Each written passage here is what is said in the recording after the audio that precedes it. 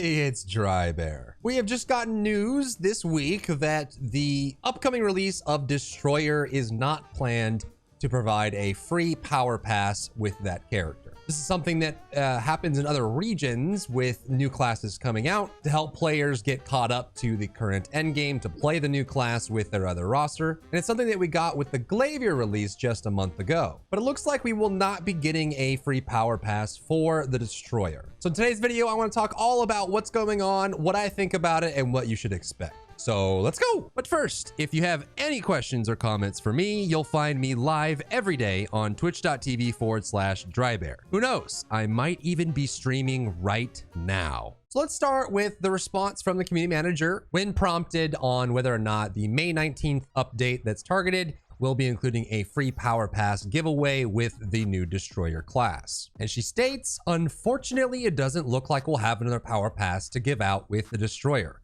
For some context here, while other regions may get a power pass with most class releases, they are only getting a small number of classes per year.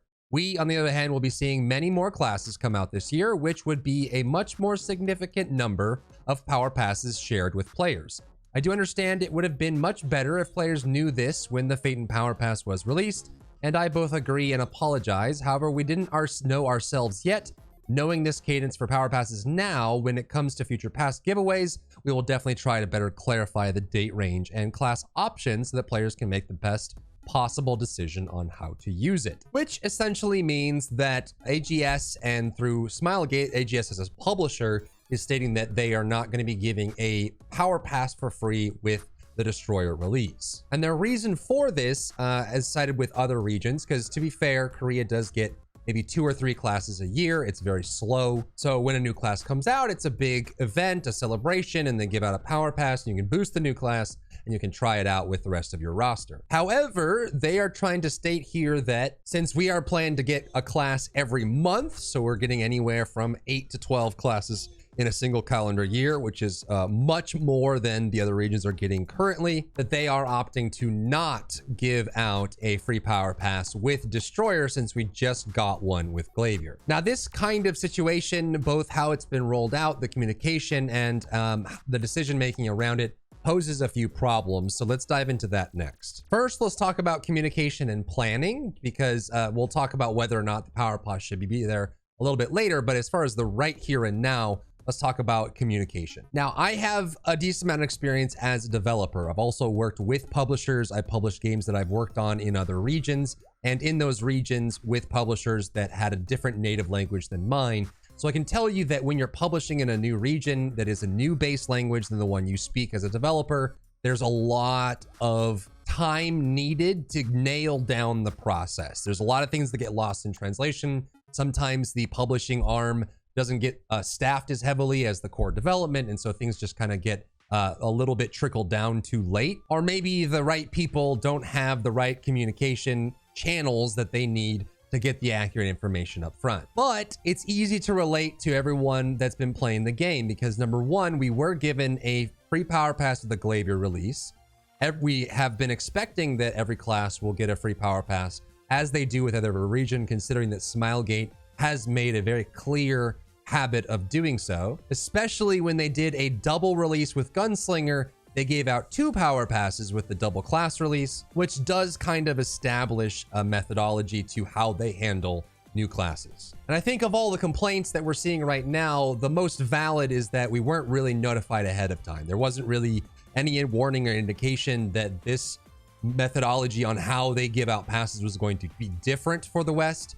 And so I think people spent their power pass that they got from the Drybear. They used their express pass, thinking that a power pass was coming with Destroyer. And for this information to come so late after we have already used all those resources is kind of a bummer. And there's also a fair argument to say that regardless of how fast the classes get added to the game, it is still a discrete value, right? We're still working towards the 22 classes that they have in other regions. We're getting caught up to the same number of classes, whether you launch all of the classes in 1 month or you launch them slowly over several years, it's still the same amount of classes. And so if you are intending to give out a set amount of power passes, then that would be the same amount of power passes, whether it comes quickly or comes slowly. And I think all of these are valid. Obviously, in a perfect world, It looks like AGS and Smilegate are still figuring out how best to communicate with each other, and when they're doing patch notes, I think that the rollout for this May update has already been significantly better than the April one, which was very bumpy,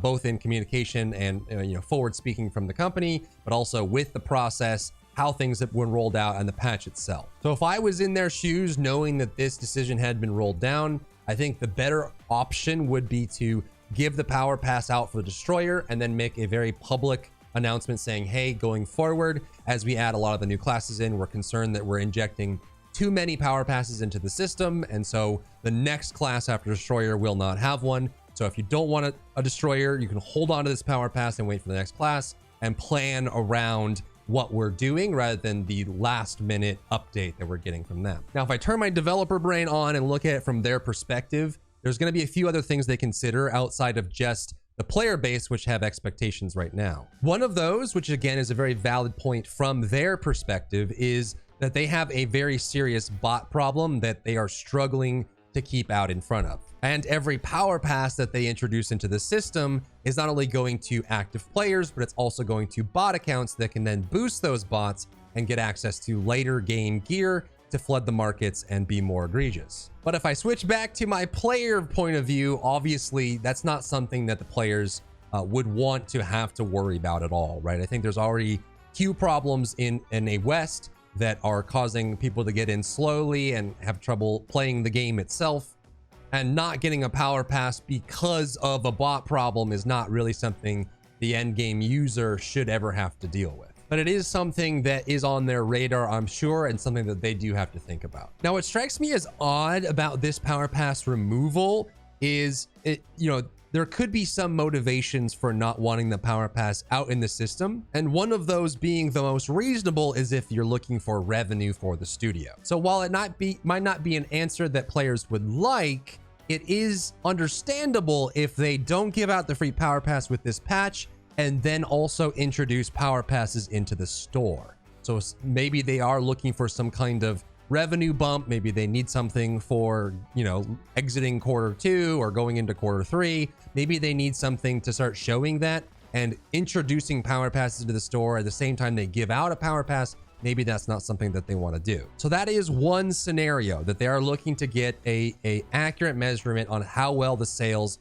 for power passes do. Now in the West, if you've never played in other regions, power passes work almost identically to knowledge transfers in other regions. Unlike the ones we've been getting for free, the 2 Vern power passes and the Phaeton power pass, which is to a specific spot, you can go to any character in Korea, Russia, and Japan, and wherever that character is, you can pay royal crystals to boost it upward to a checkpoint, just like you would with knowledge transfer. So if they're before Vern, you can boost them to Vern. If they're at Vern, you can boost them to Rowendell, or to Yorn, or to Phaeton, or to Punica, or to South Vern. Each one of those boosts is identical in price, and so if you want to boost a character from level 1 all the way to South Vern, obviously that would be the most expensive boost. But if you want to boost one, you want to skip Yorn, it could be a relatively small purchase to do so. So that would be probably the most unsurprising thing for me, is if they rolled that out with this patch. Now, if they are not providing the free power pass and also not introducing power passes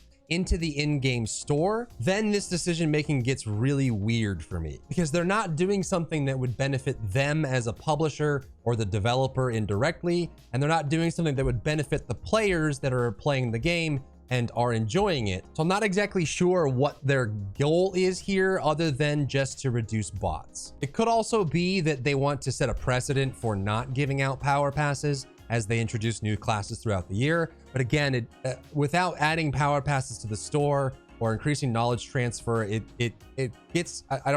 I fail to see exactly why they would want to limit this particular giveaway. Since when a new class comes out, oftentimes, especially in a grindy game like Lost Ark, you may have players that are very hesitant to play the new class or even try it, because that new class would be so far behind all their current characters that they would be locked into their current characters. They wouldn't try the new gameplay, the new experiences that they may actually like, because it's going to be too much work to get them caught up. Now, in other regions where they do have power passes and they have a more active engagement in the store in buying gold and trying to buy progression, I think the power passes being given away is not really all that much of a write-off for them, because though they are giving you a power pass to boost the new class, it's likely that you are going to use that on a character that you would then level up and then start committing to cosmetic purchases, boost purchases to further their progression, or to buy into progression that you absolutely need by buying gold or buying crystals or that sort of thing. So by giving you the free boost, they're indoctrinating you more into the system of buying things for your characters, and that new characters then becomes one of your characters because it's caught up. Now, the next issue that I think comes from this, and something that is probably the closest to me and my situation in Lost Ark right now, which is probably a situation that not many people are in. If you are in this situation, please let me know down in the comments. I'm curious to see how many people have this, but I'm in a situation where I no longer have any knowledge transfers for level 1 to 50. And there are no purchasable power passes in the store. And if there's no power passes given out, there are classes that I would have to go manually level from level 1 to 50 just to start getting them through tier 1, tier 2, tier 3. And while the power passes that go from city to city, Vern to Rowendell, that sort of thing, can save you several hours, the leveling, the main story leveling from level 1 all the way up to level 50 takes anywhere from 12 to 16 hours per character. And to be honest with you, that's not really something that I'm looking forward to, nor is it something that I want to do 4 or 5 more times. In fact, I would be perfectly fine if they gave us a Vern power pass with Destroyer, which just skips the main story, gets you to Vern in tier 1, and then I would have to go through the work of getting that Destroyer from tier 1 to tier 3, but skips the massive chunk of time required to level them from base level.